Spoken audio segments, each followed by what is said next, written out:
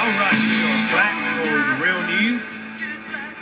RealNewsRadio.com is the website. Let's just continue with this just a little bit, Brian. We're waiting for Jared Fuller to join us. Should be with us moments. Jared Fuller is a fine young man from Wake Forest University, Young Americans for Liberty. Also, Brian, I believe he is affiliated with the Campaign for Liberty, and his website is fullerfreedom.com, and the website for Campaign for Liberty is campaignforliberty.com. So we're waiting for him to join us at the moment.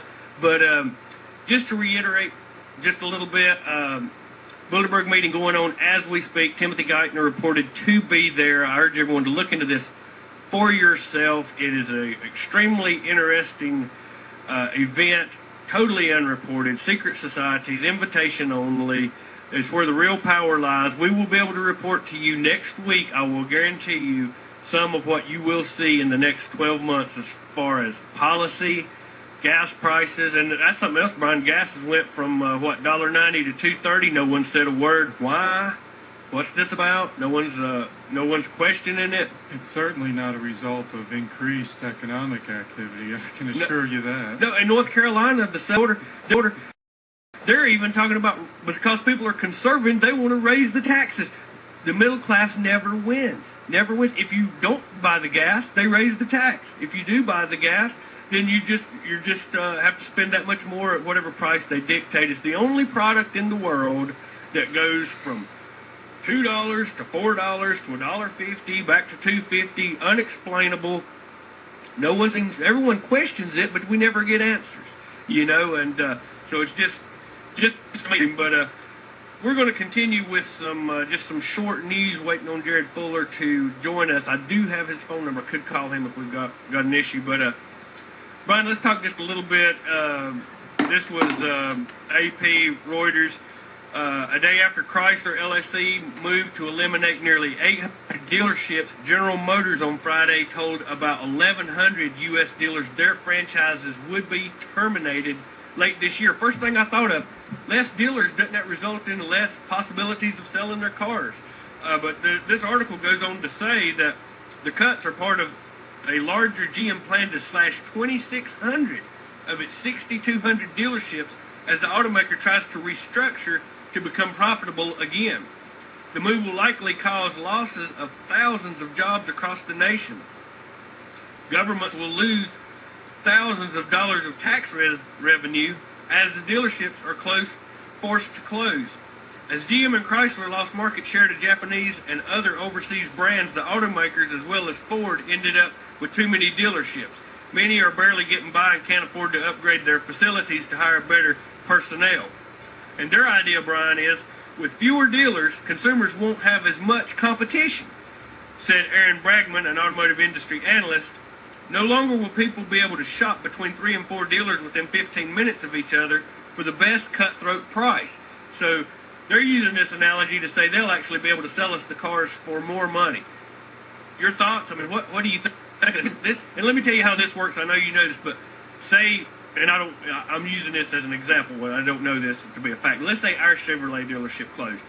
Person wants to buy Chevrolet here in Knoxville. Now they got to go to Hickory or Charlotte. They want an accessory to go with it. Financed in, that will no longer be bought here locally. That will result in this local accessory store in less sales. So it's a snowball effect. It will ultimately affect a lot of people. Your thoughts? Well, we've seen like the situation in Cuba. Everybody's driving around a car from the 1950s. Of course, that's an extreme example, much of which is related to the embargo. But still, if there's no economic activity and nobody has a job, who? Exactly. We're seeing 600,000 jobs lost a month.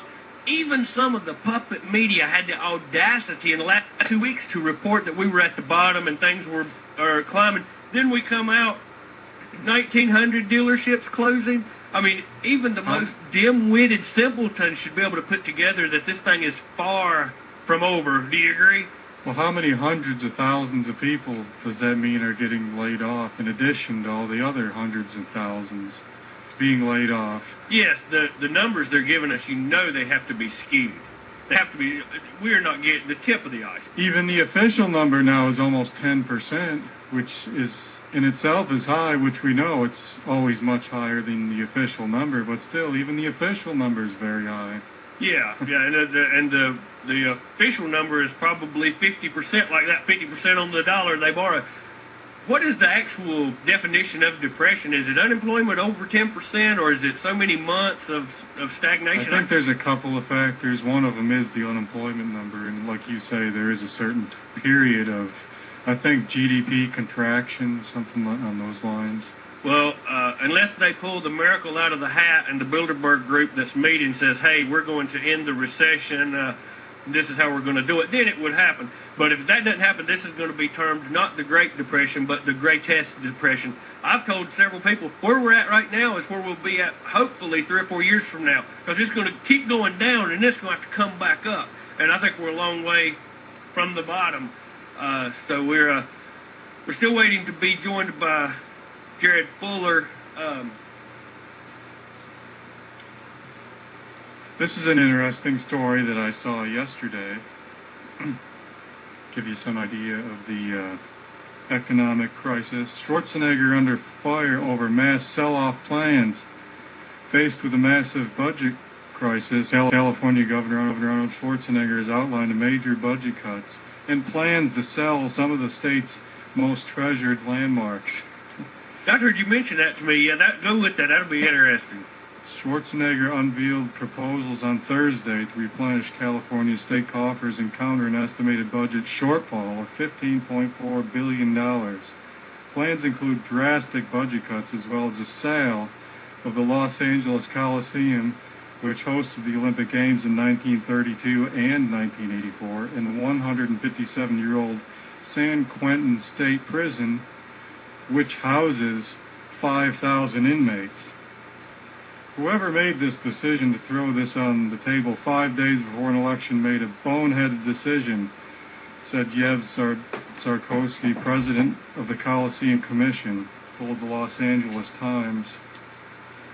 Schwarzenegger has said that if the state fails to vote through his tough measures on May 19th, the deficit will increase to $21.3 billion. And of course, as the Real News has reported in the past, this isn't a unique event. We've tried to sell infrastructure throughout the United States, all different cities, municipalities, selling off infrastructure to raise money amid massive budget shortfalls, such as, of course, the Chicago Skyway and the New Jersey Turnpike. Actually, to foreign companies, the Chicago Skyway was actually purchased by a group, I believe, that was related to the King of Spain somehow. So we're selling off our infrastructure to raise money because we're so busy just... And who's buying it? China? Who will sell our infrastructure? China has. Is there any report who's buying it? Who in America's got the money to buy that? Donald Trump?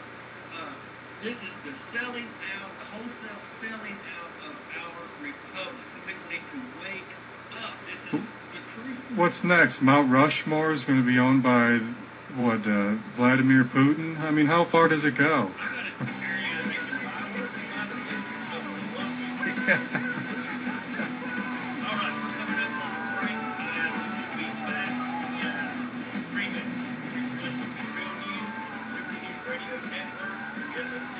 We are back on the Real News, and it looks like we're not going to be joined today with Jared Fuller. Might have been some confusion there. We will have that young man back on at a later date. So we're just going to continue with the news. And there was an article this week by Chuck Baldwin, former presidential candidate. Brian, let's go ahead and go into that.